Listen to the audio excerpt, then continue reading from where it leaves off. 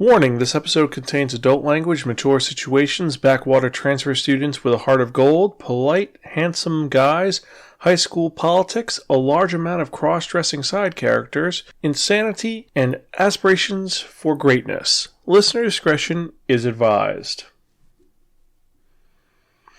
Episode 365, Skip to Loafer.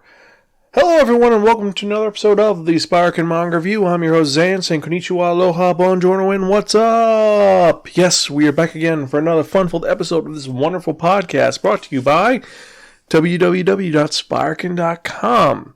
Hope all of you have been doing well. Things have been great. On my end, things are going pretty intriguing. We recently revived an old podcast for this current time, the infamous Zan Chat, which is Sparkin's random dialogue where we talk about random things. Greta and I released one earlier today where we talk about coffee and introverts and extroverts based on a post we saw on Facebook. Definitely check it out at Sparkin.com, and let's get on with the show, shall we? Because if you're joining us for the first time, you're probably wondering, what is this podcast I found about? Well, Sparkin is a podcast that provides informative reviews about kinetically enhanced narratives. Now, what does that mean? Pretty much every episode we talk about 1 to 2 geeky topics. Since this is the manga review, obviously we talk about manga. All things manga. We talk about the art, the plot, the overarching characters, and if it's worth investing your time in or not. You don't agree with anything that I and my co-host say, but we try to be educational, informative, exciting, and most importantly, entertaining. You can find any of our earlier episodes at www.sparkin.com. We're also on Twitter, Instagram, Facebook, YouTube, Spotify, Stitcher, and various other social media sites. Just type in Sparkin. I guarantee you'll find us one way or the other. Also, if you have any comments or concerns, direct message me at Sparkin on Twitter or email me personally at Zan, that's X-A-N, at Sparkin.com. And one final note, if you want to do something kind of cool, go to help Zan at tinyurl.com/help Zan. That will take you to our Apple Podcast site. Leave a comment and a rating for us. It's kind of like putting a tip in the tip jar and keeps me motivated for doing this. Because I love doing this, but sometimes it's good to see a little bit extra. Remember that Zan with an X, not with a Z. Now, that that's out of the way, let's talk about some of the most important things that's going on in this time, and that's the news. And we're not talking about that news about horrible things happening and certain viruses that start with C. No, we're talking about manga news. And I've taken out all of the news that involves things that are going away or things that have been postponed because it's kind of just run by the numbers at this point. So we're going to be talking about things that are new that are happening, award shows, or various things that deal with situations that happen in the manga world. And this time we've got 5 news items which are pretty intriguing. Now the first one, very simple. J Novel Club released that they are going to be licensing 5 books. 4 light novels and 1 manga. Now, the light novels are pretty intriguing. The first one is Deathbound Duke's Daughter. This is very similar to My Next Life as a Villainess. It's a girl realizes that she's the villain from an otome game called Liber Monstrum, and her job in the game is to pester the main character, and then she dies in order to set off a mysterious set of events. And they're very different in each love, interest, romance, and there's 7 routes, there's 7 possible deaths to avoid, and so the main character is going to try to destroy her death flags because she is going to be exactly like Baccarina. And while the first one was really, really cool, this one sounds kind of not as... It seems like it's a complete rip-off, let's be honest, except it's in a monster world as opposed to being in a happier little world. And that's the thing which is kind of bad because the first one was so great, and this just seems like a carbon copy. But I might be wrong, it might be good. And that's coming out in December. You have Mozo Ojo Sodoko Fake Fake, or Wild Times with a Fake Princess by Ichiro Sakaki and illustrated by Kaori Fujita. And this is a story of our main character, Kyohei, who wants to have a normal everyday life. And it's kind of hard when your dad is really shady, your best friend is a wannabe rock star, and your one classmate is just them. They're just weird. And one day our main character ends up accidentally releasing a naked girl from a coffin who says that they are a body double android from a princess from some European country. Insanity begins and he just wants to live a normal life. This is weird, erratic, strange, and it is doing something a little bit different. So, might be good, might be bad. I don't know. J Novel Club's got some really good choices for stuff that they do choose, though. I will always admit that.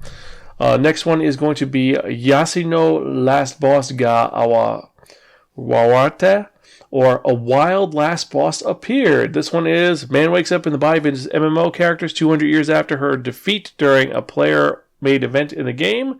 And now he's stuck in her body, but it's real life.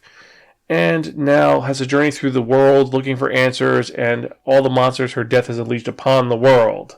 This one, meh. It's just a straight up isekai. The final one that we're talking about is the manga, Campfire Cooking in Another World with My Absurd Skill. It's about a guy who gets transported to another world with nothing special, and his only ability is that he makes good food. And he has a skill called Online Supermarket, which lets him buy modern goods in the fantasy world, and he actually becomes a merchant. It's a strange, weird series. It's just kind of what the hell. And I screwed up with my count there. I said that there was going to be 5, but there's only 4 releases, so I apologize there. I know I screwed that up. So, other news. Nozomi Yanahara is launching a new manga entitled Koiwa Ronpa Denkinai, or You Can't Beat Love. It's a manga about friendship between men and women. Seems intriguing. Art seems very cool. More to learn later.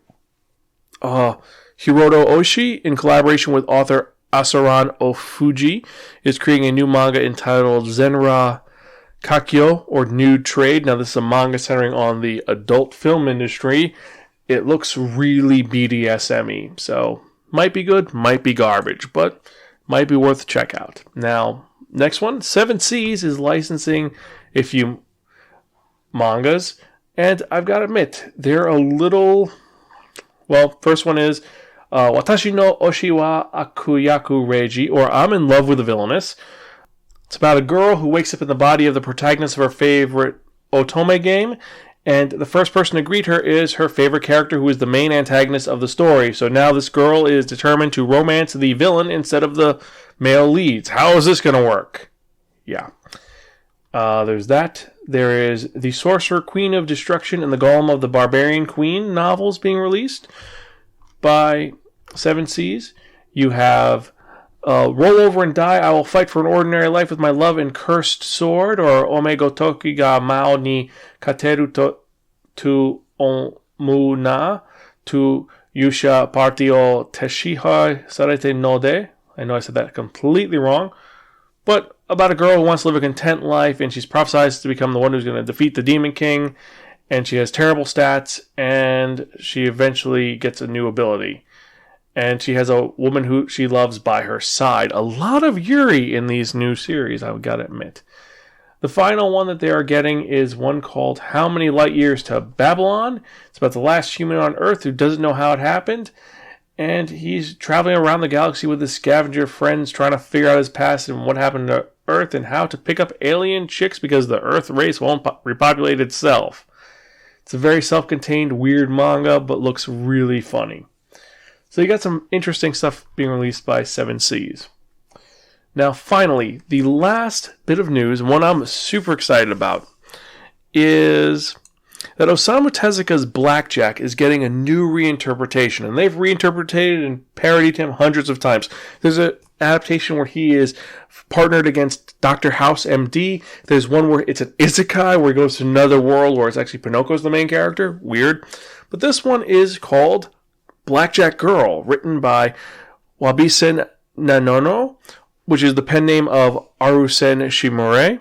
And this series is going to follow our main character, Kuromi, a junior high school student who resembles Blackjack. And she's helped by an elementary school boy named Pino. They're joined by this Chunbyo high schooler who's kind of similar looking. He's wearing an eye patch. Looks a lot like Dr. Kiriko. So, is it a comedy? Is it a romance? Isn't it an adventure? Well, I'm going to have to wait and see. And I got to admit, this one looks a lot of fun.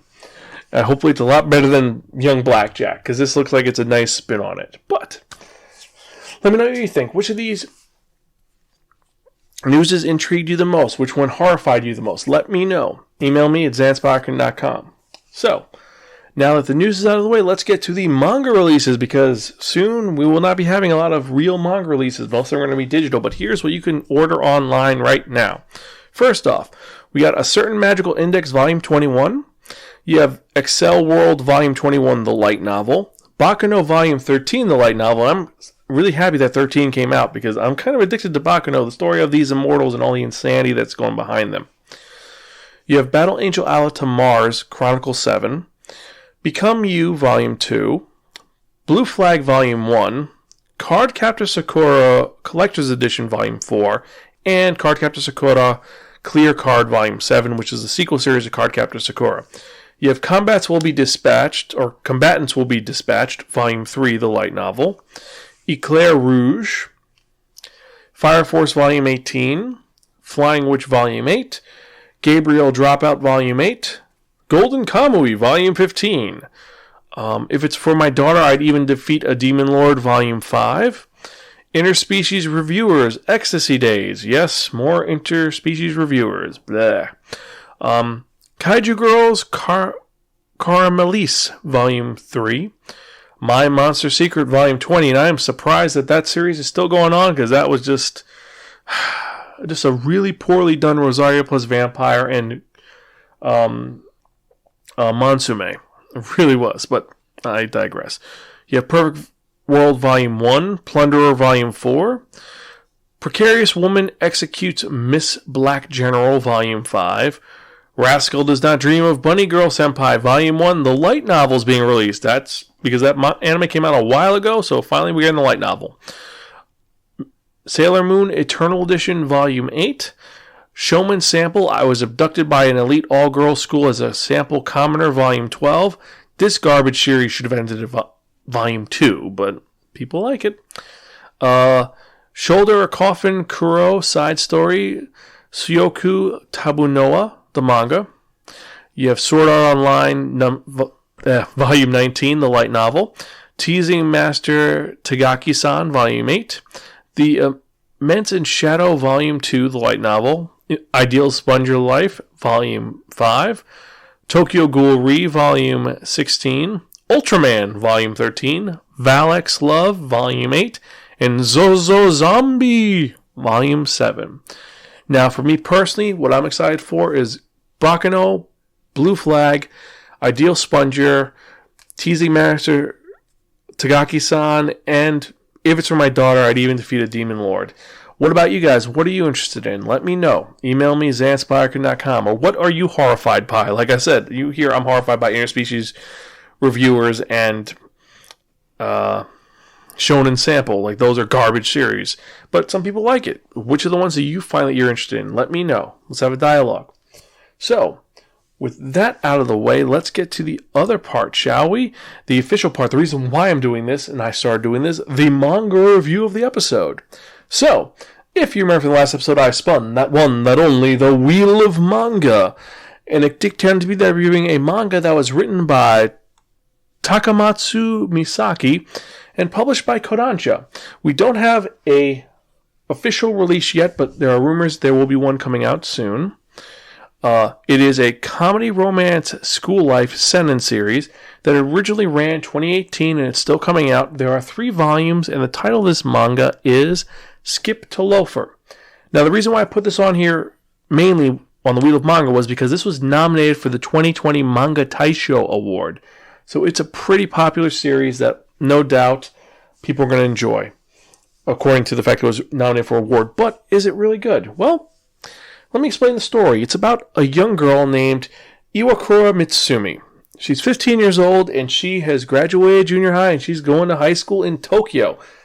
However, she is from a backwater end of the Ishikawa prefecture, like a backwater town that's super small. Like, she had 7 people in her entire class for 4 years. Her best friend has been her friend since they were in kindergarten. Her name's Fumi-chan. Their town is so ghetto, it's so backwater that the train company abandoned the line they were on, and, well, the station's been shut down for 10 years, so she has to take like a bus to get to Tokyo. It's kind of crazy how it's like backwatery, but she has a very good disposition. She's very intelligent. She got accepted to this prestigious school, and to top it off, she is got a great plan because she studies her ass off. She is officially the representative for new students at her new school, which is great. And her plan is that she's going to go to this school 3 years, work her ass off to become the smartest kid in class, get a scholarship to Todai, graduate with a law degree summa cum laude, start a career at the Ministry of Interior, make significant contributions to the depopulation issues facing Japan. Then, after a few years, when she retires, she's going to go back to her hometown, become the mayor, and she's going to bring prosperity to everybody that she knows. Then, finally, when she dies, she wants her ashes returned to the sea. She's got great plans, if only things would follow the plan exactly. So, when she gets to Tokyo, she's picked up by her aunt slash uncle, her dad's younger brother, Nao-chan, who is her guardian. And like I said, Nao-chan is her dad's younger brother, yet is wearing skirt, blouse, earrings, long hair, obviously is transgender or is changing genders. We don't know. They don't really explain it, but they don't focus on it. It's I actually kind of like about it is that it's not a let's focus on this character that's really out there. It's no, this is this person's life. That's how they are. And it's well done. But Nao-chan tells Mitsumi, listen, it's really easy to get to your school. 3 stops on the train. That's all you need to do. Have a great day. She gets on the train. She's excited. She's going over her plan. One small problem. She's on the express. So 3 stops is farther than she wanted. So she gets completely lost, is kind of screwed, doesn't know what to do. She's kind of androphobic, so she's afraid of guys. She doesn't know what she's doing. And a cute guy wearing her school uniform says, hey, you need some help? And she's like, I don't know how to get to school. So this guy, also in her class, is late, but he's late because he's lazy. This is our secondary and protagonist, Sosuke Shima. This super laid-back guy who, like I said, he just overslept. That's all he did. But he's really handsome and he's very nice. He helps her out, shows her how to get to school, talks to her a bit, like says, oh, so you're from Ishikawa? What's it like? Why did you decide to move here for? And just is actually really interested in her situation. He ends up helping her get to class. And at one point, the one thing he remembers is that as they're running from the train station to the school, Mitsumi falls over. And she gets back up. And what he remembers is she rips off her socks, rips off her shoes, and she starts barefoot booking it to school. Just her speed increases and she gets there before him. So they get there in time for the official entrance ceremony. They've actually missed part of it because they're late. And the principal took too long. But when it gets to the point of, will the representative for the new class please come up? She's there. She's ready to go. One small problem. She forgot her notes in her bag. So, creepily, from memory, she recites her entire speech that she had written in a very eloquent way. She doesn't blink at all, though, which is kind of creepy. And when she gets off of the stage, thinking, yeah, people are going to like me, things are good, she's a little bit nervous, and she ends up puking on one of the teachers because she's just so strung out and nervous. So, her plans are kind of going haywire because her plan was go to class, everyone's going to be impressed with her, they're going to talk to her, and then she's going to make friends. Problem. She's no longer known as just the girl who gave the speech. No, she's known as the vomit girl because she puked on a teacher. So she's like, oh no, what am I going to do? What am I going to do? And she's trying to talk to some of the other students. One girl kind of gives her a weird look when she talks to her because she's just acting weird. She's just like, hey, I'll be in your care. And the girl's like, really? That's what you say? Okay, weirdo. But guess who's in her class? Sosuke Shima. He's in there and he wants to be her friend. And he says, hey, we're in the same class. That's really cool. Do you want to be friends? And suddenly, her popularity goes up because she's friends with the cute guy. And the girl who was being kind of judgmental to her says, hey, I'll be friends with you. I'm sorry I didn't hear you before. My name is Ikashira Mika. And thus begins Iwakura's life as a high school student in Tokyo, away from home.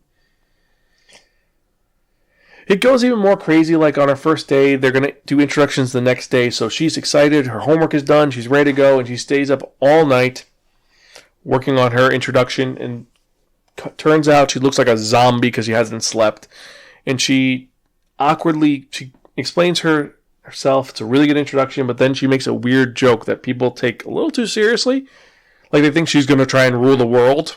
That's her goal in life, so they're perplexed by that. And the funniest part is that after she does this, and everyone's kind of laughing, Shima comes up, and he says, well, hi, my name's Shima, I'm lazy, I'm this, that, and my goal in life is to follow Iwakura wherever she goes, to help her out with her mission. And so she apparently has a toady now, because he is inspired by her to do good. And that's the thing is, it's her dealing with all of the pitfalls of being in high school in a city with her bumpkiny ways and her circumventing all of it. And it's kind of cool because the first part is they come up to Mitsumi after class and say that they're going to have a huge party for all the new students where they're all going to hang out at the karaoke section. She's excited to go. She's never really gone karaokeing, so she's like, I'll go. It's kind of cool. But it turns out the reason why she was invited is that the girl I talked about earlier, Ikashira, wants Shima to go. And she knows that if his friend goes, he'll go. That's what happens. But also, because she's such a nice girl, Iwakura, Mitsumi, ends up inviting this stoically beautiful girl in class who doesn't seem like she wants to be there to the group, but she's like, cool, I'll go. And when she says that, Ikashira's like, oh God, we can't invite her. She's a little too, she's too cute. She's too standout beauty. I can work with this. Well, listen, Mitsumi, listen, what Shima said earlier about him wanting to follow you forever, that's just him being a guy. He's probably trying to trick you. Don't listen to what he says. And so you're introducing some elements of potential. Is she lying? Is she telling the truth? She doesn't know what to do. And it gets even more crazy because they go to karaoke. Things are going all right. And the way that Ikashira is talking is very different. And at one point, Mitsumi leaves to step outside for a minute. She wants to... They don't really explain why she steps out, but she steps out. And the blonde girl who's there, Yuzuki's there. And she says, listen, that girl's been making fun of you all night. That's why she's talking with your accent. She's been playing you. Mitsumi's like, I really didn't notice. Well, listen. And Yuzuki's like, listen, if you want to leave, I'll go with you. It's not a problem. Like, she's actually really nice. She's this tall, blonde, still a cute girl, but she's kind of quiet and super nice to Mitsumi. And offers her advice on what to do, but Mitsumi is an acute quitter. She ends up going back in there and sings an old song from when they were young, and everyone starts singing along, and it kind of turns the situation, so flips it on its head, and people start liking her for it. Makes her popular. And at the end, Ikashira is trying to squeeze up to Shima, and Shima's like, don't you get tired of being insincere? And she's like, what? It's like, it's more fun if you act naturally, you know. He ends up walking away and talking to Mitsumi, who realized that he looks like her shaggy dog from Home. So they end up another thing. So it's this weird situation where all these things are happening to Mitsumi throughout time. Like, she ends up applying to go to the student council, but student council is elected. It's not a club, so she has to find another club. Ends up becoming friends with one of the quiet girls in her class who doesn't like flashy people, but she ends up liking Mitsumi and Shima, and Shima skipping class and her dealing with that, thinking that he's a Yakuza member. It's a very different take on the high school slice of life, where it's not the, oh, everything is going to go horribly wrong. Yes, there are moments which seem bad, but for the most part, it focuses on getting around that and dealing with that. Even when she's failing, she's moving forward in one way or another. And there's a little bit of adversity, but not too much. The other thing is that you have several characters who are not gender bending, but they're wearing high heels, or they're being very different. Like, one is an actor who just likes wearing high heels, so it's a little confusing, but it's not a yaoi, it is what it is. The art style is very, I want to say quaint, but that's not it. It's not quaint. It's traditional and lanky. Like, the characters look taller than they should be. They're thin. The pretty boy, he kind of looks like a pretty boy, but it's not a shoujo pretty boy. It's just, he looks like he's taken together. He's together.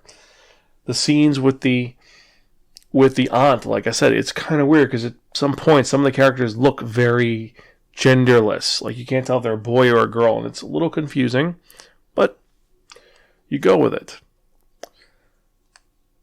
So, I see why this was nominated for Best Manga of the Year. It's a really good manga, and I do want to read more about it. I am going to wait until it is released officially to read any more. However, it is our highest rating. Really, really, really fucking cool. If you don't read this now, your brain will freeze, your eyes will swell up, and your soul will be forfeit to the great Zolma Gustar. It's a really good manga. Where is it going to go? I don't know, but I'm intrigued to find out. If you've read this manga or you know where it's going, email me, ZanSparkin.com, or direct message me on Twitter @Sparkin. Let me know what you think. So, besides that, hope you guys are doing well. Hope you've enjoyed this episode. Remember, check out any of our early episodes at www.sparkin.com. And now, it's that part you've all been waiting for. And what am I talking about? I'm talking about that one. That only.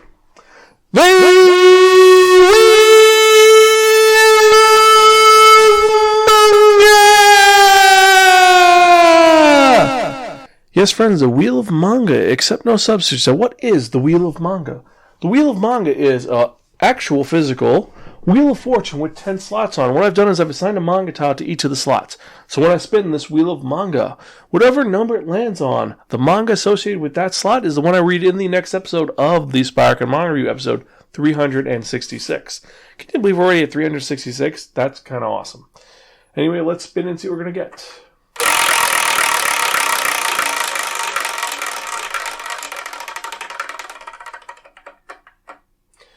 Number 9.